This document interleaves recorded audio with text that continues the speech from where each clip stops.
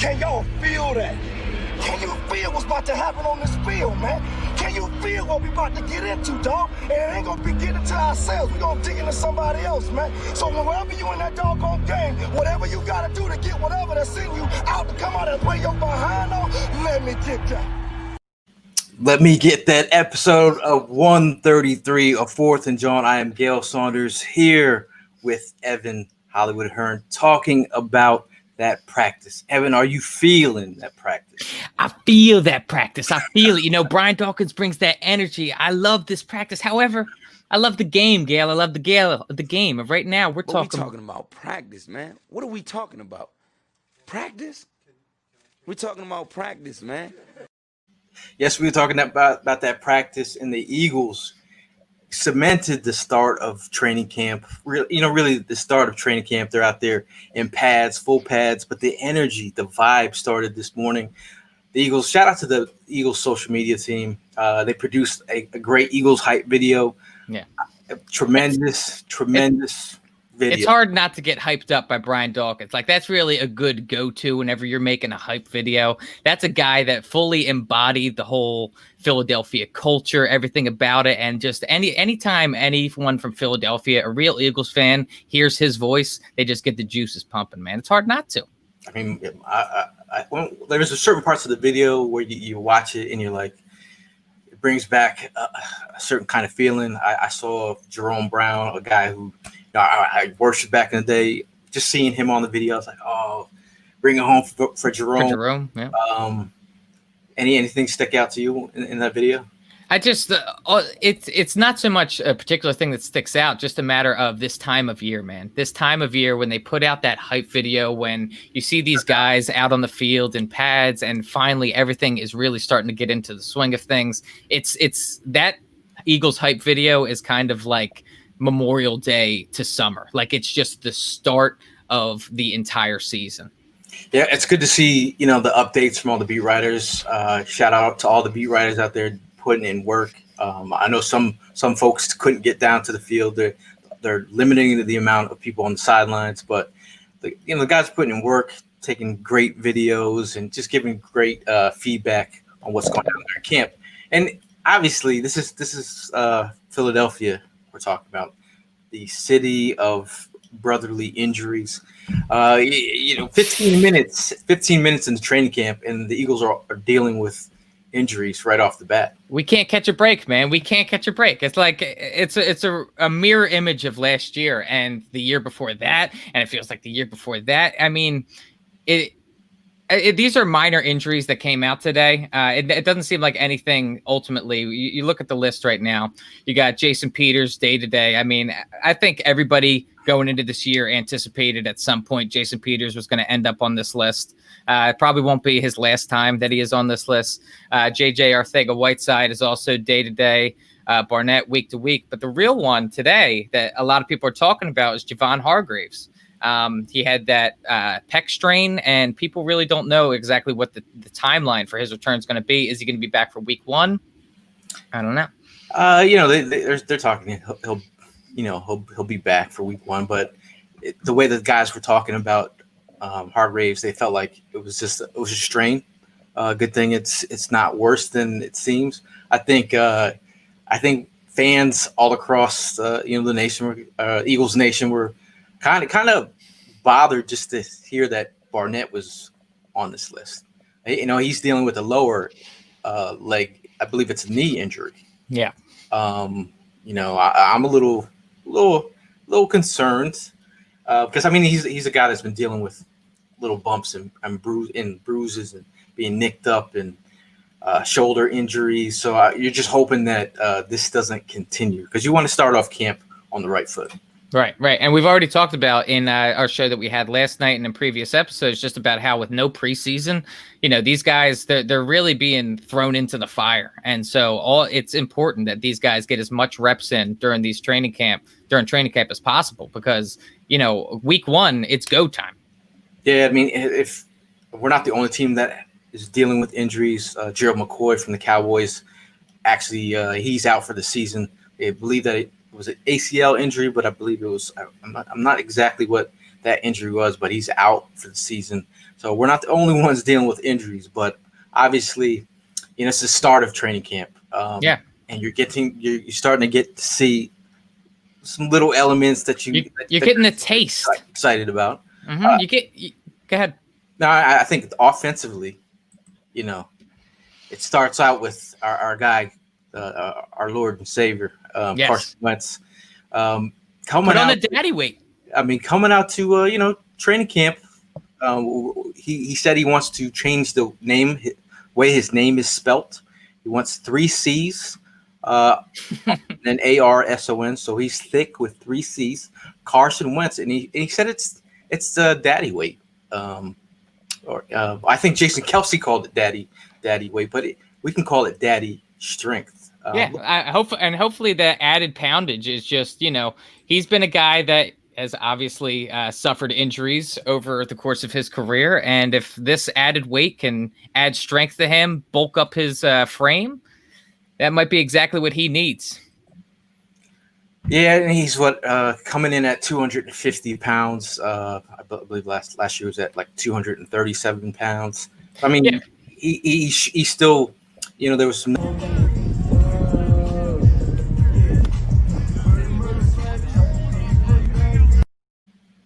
Yeah, I mean, that it excites. I mean, some people are out there saying he reminds you of a little bit of Jeremy Maclin and a little bit of Deshaun Jackson. So, I mean, looking at the starting lineup, it started with Jalen Reagor, Greg Ward in the slot, and Deshaun Jackson on the outside. So, shout out to Deshaun. Deshaun holding it down, the savvy veteran. Right. Right off the bat, you're thinking about 2 field stretchers. They're versatile with their game. They can go inside and outside. I feel like Reagor has a lot of abilities to line up all over the field. But again, we've shown, over the last couple of days of, Deshaun Jackson showcasing that ability to get vertical on, our Mr. Slay.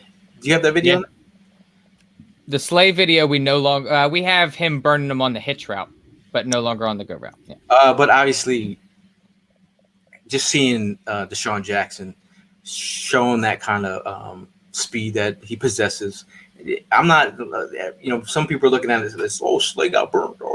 It's more about seeing Deshaun Jackson, seeing what he's working with, and he looks healthy out there. So that's got to be exciting. Yeah, the cuts look really nice. Deshaun Jackson doesn't really seem like I said yesterday, there's always that notion every year we go into with Deshaun Jackson that like maybe this is the year where he loses a step. And I think that was kind of a telltale sign that he's still got that speed. He's still got those cuts and he can be a lethal part of this offense. But just go back to Reagor. I think that it was kind of exciting just beyond just the videos and stuff that we saw from him was the words that Carson Wentz had to say about him. I mean, Carson is probably, aside from Doug Peterson, the most important opinion that he could have about this person. And he was just talking about how explosive an athlete he was.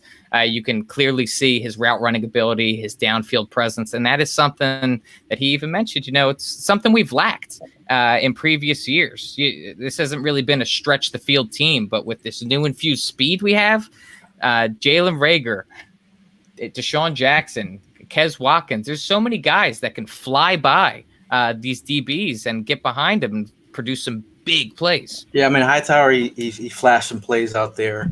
Quez Watkins had a couple plays here and there. They said that Quez didn't really stand out as much. Hightower had a couple of plays here and there, but I feel like, Jalen Reagor, to me, they said what stood out with Jalen Reagor is his explosiveness. That was one thing. He did drop a couple punts. Obviously, it's practice. Yeah. But to see 2 of them drop like that's kind of like maybe it's the first stage jitters, It happens, but overall he did pretty well in the game, in the practice, catching balls here and there. But one other weapon, obviously we've been talking about Zach Ertz potentially getting a new contract, but the guy that was one of the favorite targets of the day for Carson Wentz, it was our guy dodging punches, making plays out there. He was a consistent player for Carson Wentz, and something we talked about Dallas Goedert's game and his ability to be the check down, catching some screens as well. That that's one of the plays that you were talking about. You love from Dallas Goedert, but I believe again, if Zach Ertz and Carson aren't on the page for the day, there's always a Dallas Goedert. Yeah, I thought that was one of the more interesting tidbits, and I think that a lot of people in Philadelphia, in classic Philadelphia fashion, are going to end up running with that and thinking that I hope that this one simple day of practice where they say that Goddard kind of outshined Ertz doesn't start the whole Ertz versus Goddard war, because they're both crucial elements to this offense. Fans are out there, but after watching this play here,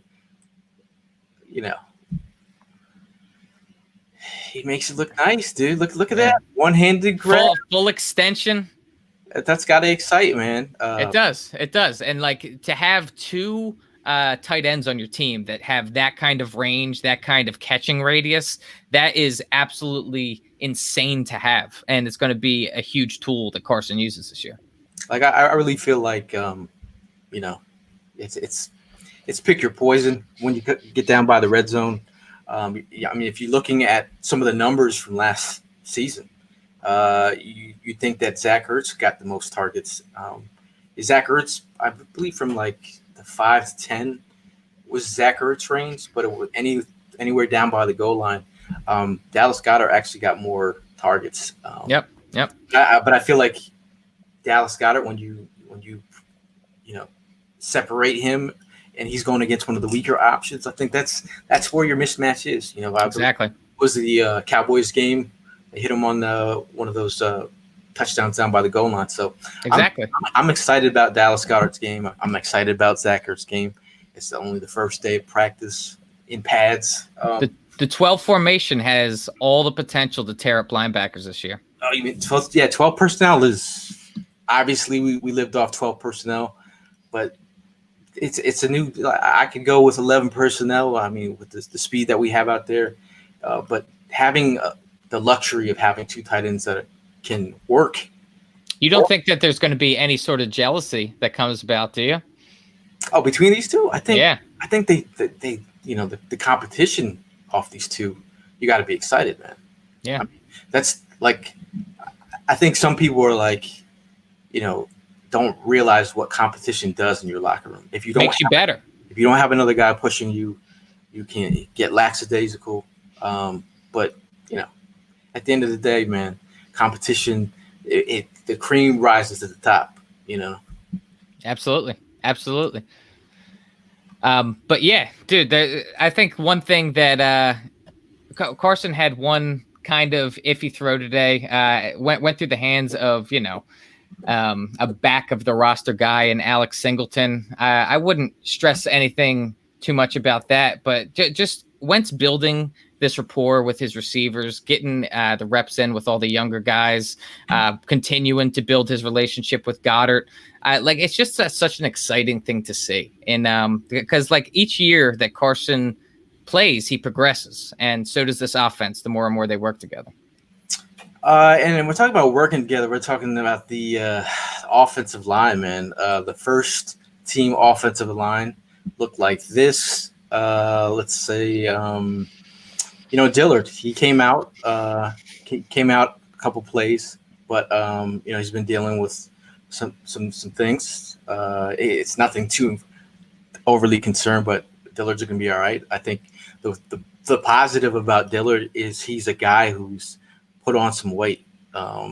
He's really put on about 15 to 20 pounds. Yep. Getting that NFL body, and that's kind of something I alluded to last season. Just his ability to anchor down. Yep. And we had some videos against Everson Griffin. Yep, and a guy that is now in the division, and you could just see right there. He's got him on his ass. I mean, he's got to keep his feet. He tripped over his running back there, but he's got to get that NFL body. I mean, you're talking about Dillard, who's thrown into there. He did, settle down in the game. against Griffin there again. Yeah, So I mean, there was some good and bad in that game, but there was, you can't be. I mean, that was one of the first. He got thrown in there to the Wolves. And he did fairly decent against top tier talent. Exactly. And that's the thing that you also have to consider is that this is, that was his rookie year. He's coming in there going up against one of the elite pass rushers in the game. And he was thrust in there, after Peters goes out with injury. So it's a tall order to ask, but it's something that you'd have to consider now that Everson Griffin, we're going to be going up against him twice this year. Now, Isaac Suamalo, again, he's, I feel like he's getting into his groove, locking down the left guard position. Jason Kelsey, Old Faithful, Matt Pryor, who was, filling in for Jason Peters. And then you have the reliable Lane Johnson. The second team offensive line, Jordan Mailata took the left tackle spot after Dillard came out. Sue Opato at left guard, Nate Herbig at center, Casey Tucker at right guard, and Jack Driscoll, the rookie out of Auburn, filling in. Jack Driscoll was also getting some work on the third team as well with Prince Wanago, Julian Good-Jones, and Luke Jariga. But yeah, I like to see the young guy getting some extra reps in there. Like we said at the top of the show, man, injuries happen. And as much depth on this offensive line is something that we've proven we need to have in order for this team to be successful. Another player that, like people were talking about that who looked pretty well is Corey Clement. Corey Clement, Miles Sanders actually said that Corey Clement has looked like Super Bowl Corey Clement. Did that comment kind of catch you a little bit off guard? I think I think he's got something. You think that's more hype that Miles Sanders is trying to put behind it, I'm not doubting the fact that Corey Clement is tearing it up in practice, but I'm just saying, Miles Sanders wasn't a part of that team, so how can he identify a Super Bowl caliber Corey Clement? He's seen that footage, but they've said that Corey Clement looks bigger and faster. But he could be back to his old form. One thing he was saying, he said he's focused on going balls to the wall. He's going to let the chips fall where they may and have fun and be excited to get another opportunity to play with the guys and be in the building. Yeah. He said, he hit a hard reset and he asked himself, what did I do my first year that I needed to grab and bring into this year? So he's going back to the tape. He's going back to what his mindset was. But he says, I'm approaching it like I've got my back up against the wall. I'm ready to show everybody once again what I've been working on and how I can go about it. And I'm the guy that you can depend on, offense and special teams. I mean, if you look at Corey Clement's game in that Super Bowl, I mean, the kid that entire season, he played well. But talking about Super Bowl, undrafted free agent running back out there producing like he did on the biggest stage and then coming back. I mean, the fact that Corey Clement has missed 17 games over the last, you don't realize how many games he's missed. Over 2 years. Yeah. 17 games. That's a lot of games. But I think Corey Clement has an opportunity, especially to cement his legacy if he keeps continuing to ball out. I mean, he's a local. Glassboro, New Jersey. Yep. Yeah. So, he told his agent, he said, don't look anywhere else. Look to the Philadelphia Eagles because that's where I want to sign. So he has his mindset set up. He's a company man.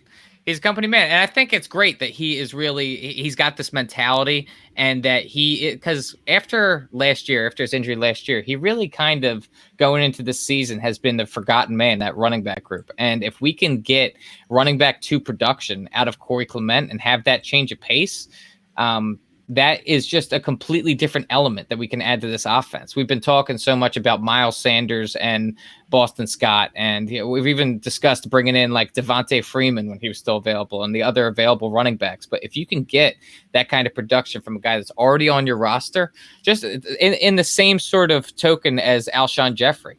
I feel like Corey Clement and Alshon Jeffrey's role on this team has been similar, where they've kind of been pushed to the side, but have the opportunity to reprove themselves after, they've kind of moved down the roster a little bit, or down the depth chart. Now, Miles Sanders, he was a player last year that I saw immediately. I could see, I was like, man, this kid's got it. And the jump cut that he showcased. I remember I showed his jump cut and I filmed it at training camp, and then Saquon Barkley had retweeted it. I mean, it had numbers on that joint, but it was like, and then Miles Sanders had retweeted it as well. But those are like, we saw those glimpses from Miles Sanders early on, and I remember just being like, he's going to be that breakout guy. And obviously, Eagle fans, some of us are hard to sell on players. They were like killing Miles Sanders for sure for his lack of insight. He's a rookie, so you're gonna miss some holes. I think one of the major factors of that was the fact that he was behind Saquon Barkley at Penn State. I think that when you are kind of filling those shoes, like I think when any of that Miles Sanders hate really started to surface, people are kind of thinking, yeah, well, he's not Saquon. And it's like, to compare those two, like Saquon is an elite top 1-2 running back in this league, where you have to let this kid develop. Maybe he wasn't Saquon in college, but if he develops and ends up having keep on working on his skills, he could be at that level. I think Miles Sanders, the hope is for all Eagle fans out there, the hope is that the progression just elevates. You talk about his gameplay at the end of the season, which was, he's averaging around 18.5 touches, a game. I felt like he was getting into that groove, dealing with a couple injuries, lower leg injuries. I think definitely hampered him a little bit, but you saw him get into that groove. I mean, you saw that Buffalo game. Yep. Just opened up. We were there for that, and just opened up the game. And you talk about the Washington game, late in the game, Miles Sanders opened it up. It's like he put on another gear. But then in terms of like people thinking about Christian McCaffrey, Miles Sanders gives you a guy who has a Christian McCaffrey-like skill set. So he brings the whole pass catching element to the game. Whereas that's how I feel that like someone like Zeke Elliott, like that's not exactly a element that Zeke Elliott's bringing so much to the game. He's more of just a pounded up the middle, and he's great. But when you have a multi-dynamic player like Miles Sanders, it fits this offense specifically that Doug Peterson has created way better. Now, in today's practice, they had Miles Sanders flexed out wide a couple times. They lined him up in the slot in the red zone, and he did catch a short slant for a touchdown. So, again, we talk about Miles Sanders' game and his ability to affect defenses in the passing game. But when you talk about passing game, you also look at Boston Scott. Boston Scott was, he was a solid contributor, especially when, we had Darren Sproles. Everyone was talking about, Pumphrey a couple years ago being like the next Darren Sproles. But Boston Scott has shown that he is more of a Darren Sproles mold. Looking at that Giants game at the end of the season, he stepped up and him and Greg Ward is really the kind of the big reasons as to why we went on that late run that we did. These are two guys that were key contributors and really stepped up when we had nobody. And right now, Boston Scott is received most of the second team snaps. So I think if you, in terms of the Eagles looking at this running back group, they're looking at the depth and how they move forward in the next couple of practices and see if they actually have to bring it in a vet. Devontae Freeman's still out there, but you have Corey Clement. Does he show he can stay healthy and contribute? You also have Elijah Holyfield. Looked pretty good in practice. I was reading, and then you have Michael Warren, who he has that ground and pound role. Maybe he can, but it's going to be tough. And then there's Adrian Killings. Girl Virgo 7. Big fan of Clement, I see. He's got that 4.2 speed, doesn't he? Oh, Adrian Killens. Yeah, I think he's a 4-3, but yeah. but they have Adrian Killens lining up at wide receiver at this moment. Really, for a guy his size too, huh? Yeah, he's pretty small. I mean, he's a small dude. He's like really light in the pants, short dude. But dude, if you guys haven't seen Killings, his highlight stuff, he's a beast in space. But he's a guy that maybe you can find a special teams role, but he's going to be a guy that probably contributes on the practice squad if they can keep him. Right, right. Do you think he has a chance to be like a Mr. Unlimited? His name's Mr. Unlimited. Does he have limited potential? I don't know, man. I don't know. I don't know. Shout out to Girly Virgo 78. Says Boston is a utility guy. This is very true. I think having Boston come in and give Miles Sanders some reps off and still be effective in the passing game. In the screen game, he does the neck move. He's got a great touchdown dance. Yeah. Shout out to Boston Scott in the touchdown. And the multiple factors about having such a good running back group and like all around guys is like you don't want to beat the brakes off of Miles Sanders and just run him into the ground like how the Cowboys, how Giants, how they treat their running backs. We have a stable of running backs that we can take Miles Sanders off the field and then we can get solid production out of either Corey Clement or Boston Scott. We can add life to his career on the back end is what I'm trying to get at. Now, who else that we want to talk about? Any guys on your list that you wanted to?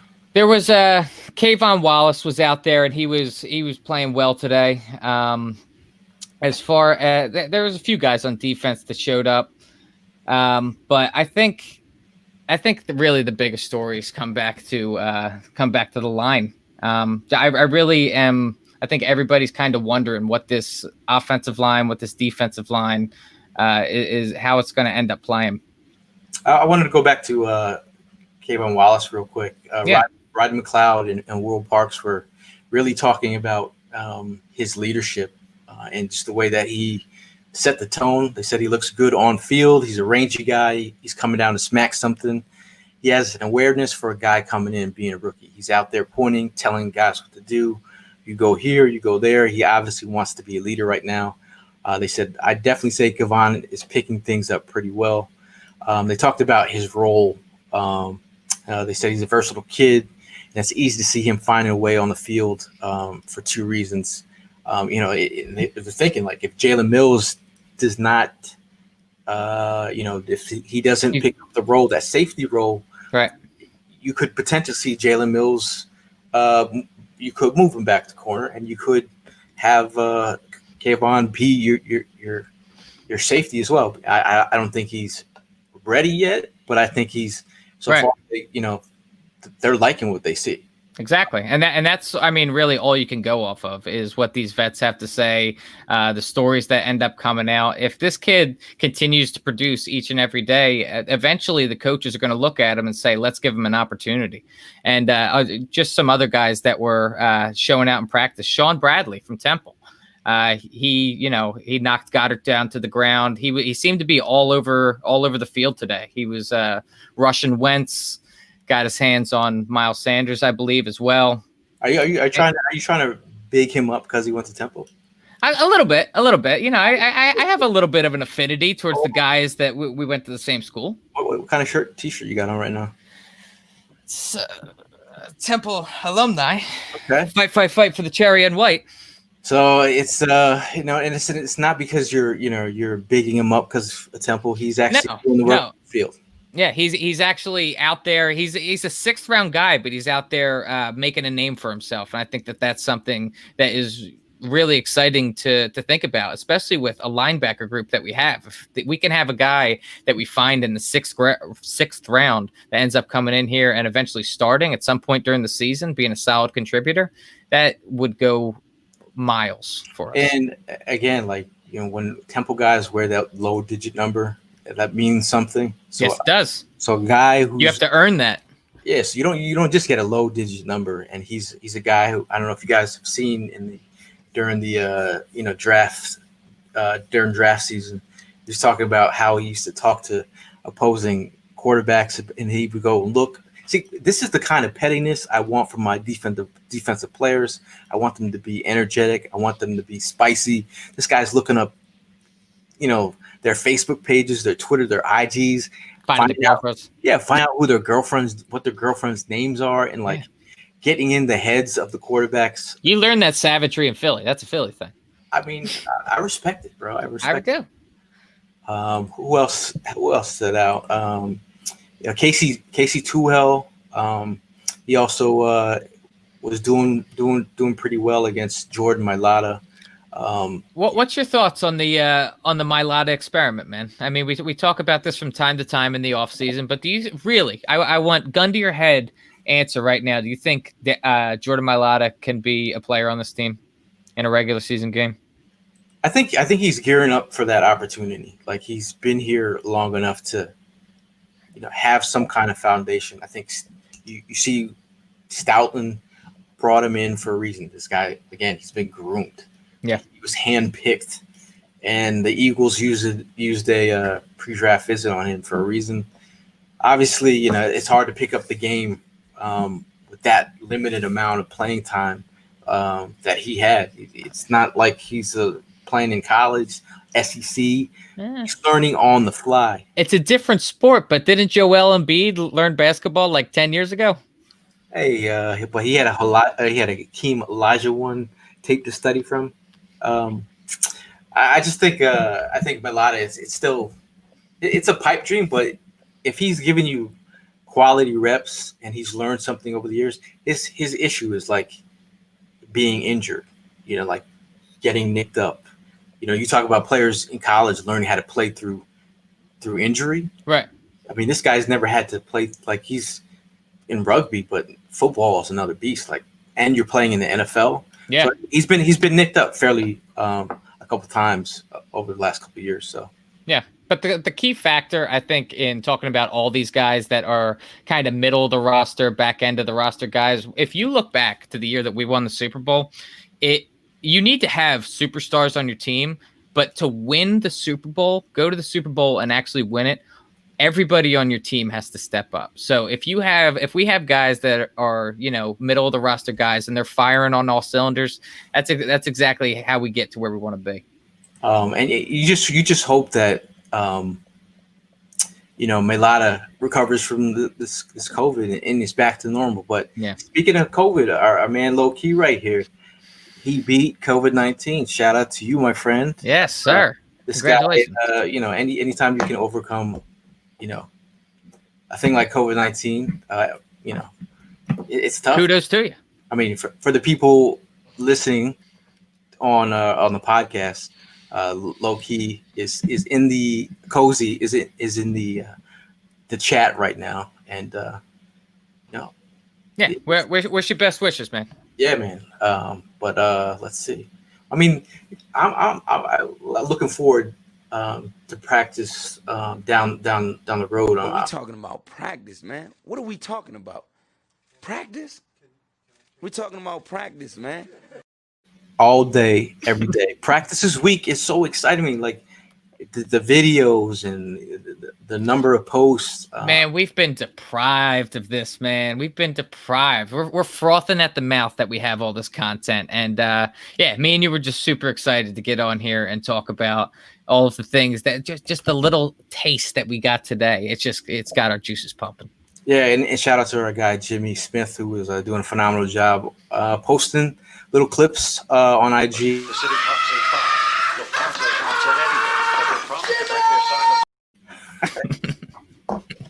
I mean, what are you looking forward to tomorrow in practice?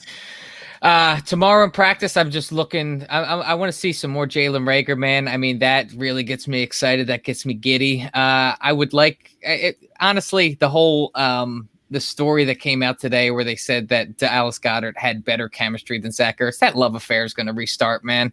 I'm excited to see the Zach Ertz and Carson love affair really start to get back into their groove. Maybe they need to go on a double date.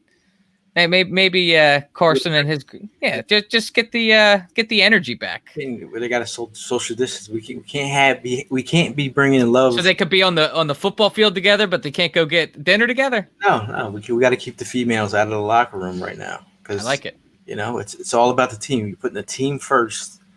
It's an audience of 53 plus change, and they're trying to win this chip. Yeah. I mean, the other things I'm looking forward to is,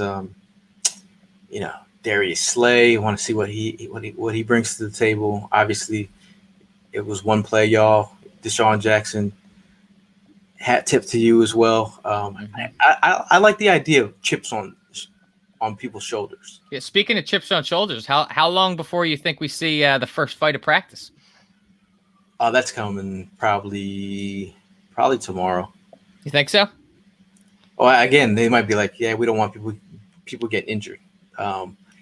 It's just interesting. Tempers flare, man. Remember Andre Dillard last year? Dude was almost shedding tears, dude. Yeah.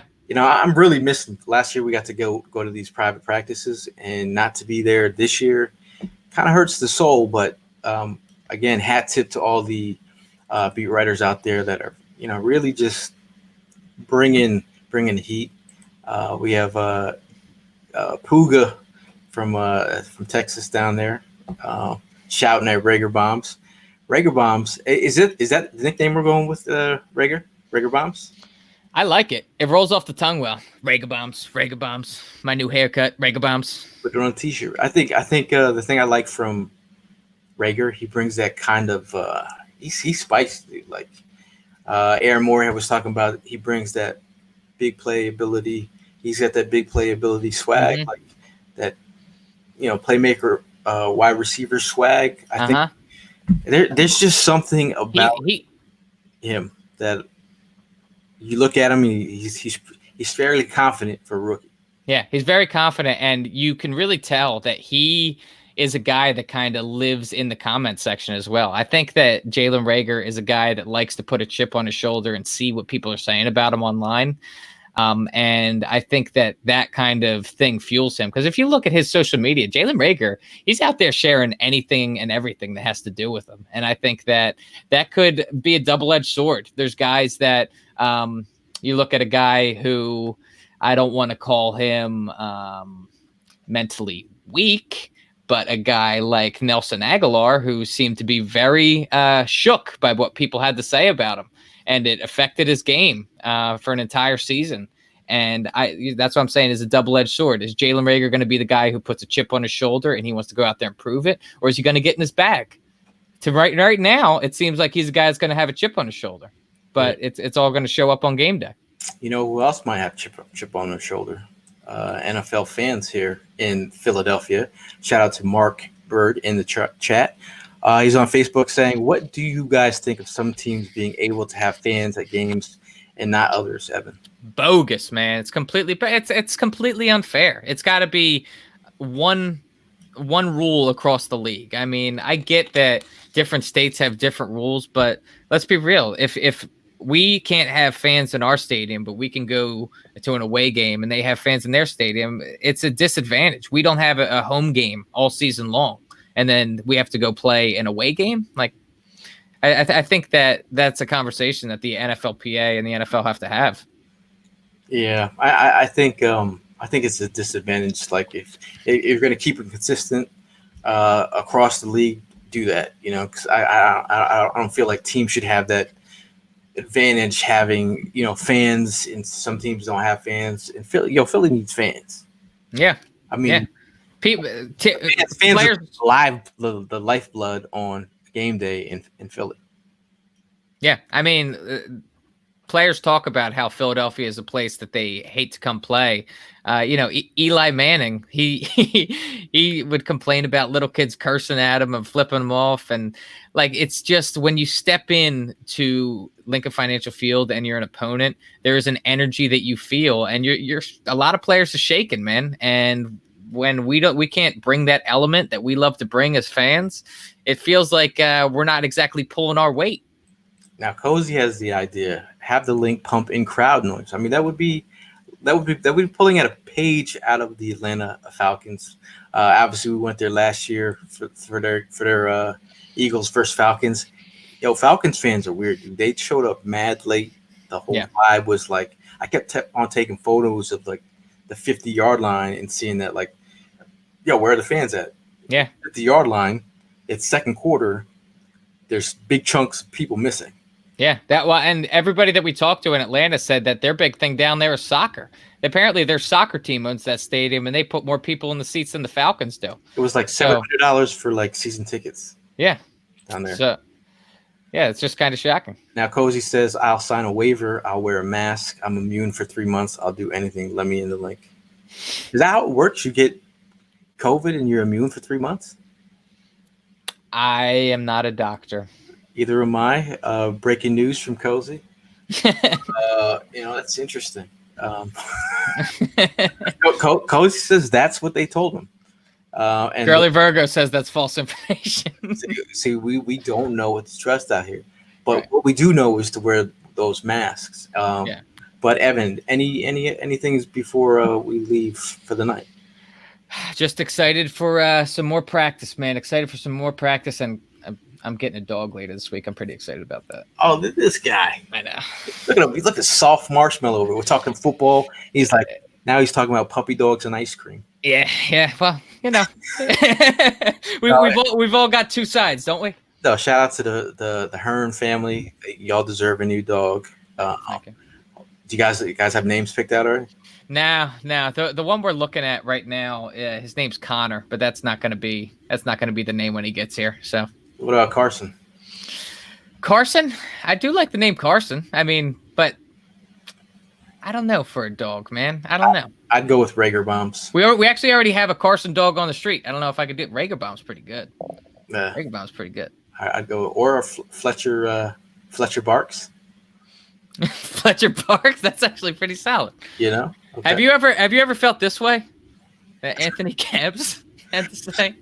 Super random. But Evan actually looks like an Evan. Thank you. People thought Evan was a Kevin, so Evan is an upgrade because it's actually his real name. Shout out to Anthony holding it down for the Northwest group up there. A lot of crazy Eagle fans out there by Seattle. But you got anything going on this week? I'm continuing to pack and get ready for my move.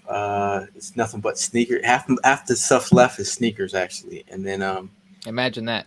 Trying to figure out what to do with my couch. I put sneakers out in front of the house today. It's kind of hurt my feelings. Like I put sneakers out and people were like sifting through old kicks. So hurt my What do you mean? You just like left it out on the block? It's free. Take it. Wow. He's got shoes falling out of his pockets right now. He's just giving them away. I gave all these DVDs away, and then I gave some Xbox games. I had like all these 2Ks from like 18, 19, 17. Wow. Some of them were unopened. A free yard sale for Mr. Saunders. Other than that, the move is almost complete. But other than that, I'm trying to focus on these training camp practices. Another day closer, Gayle. Another day closer. Yeah, but for me and Evan, we will see you guys in the next one. And as always, you have breaking news. You do have breaking news. I do have breaking news because we have actually something pretty exciting going on this week that we almost just didn't mention. Want to have a big thank you to Michelob Ultra. Yes, Michelob Ultra. Shout out to our guys out over at Michelob Ultra. Shout out to Alex. Setting the guys up with courtside seats, virtual courtside seats. We will be at the Sixers Celtics game, hopefully getting a W on Wednesday. So you'll look for us on the big screen at the Sixers game. Hopefully, Evan, or maybe we sit next to each other. I don't know. Might have a dog there as well. Bring it to the party. You can have a dog in your lap, dude. I might. Yeah. Very nice. Very nice. But other than that, man, we will see you guys in the next one. And thank you. Fly, Eagles, fly.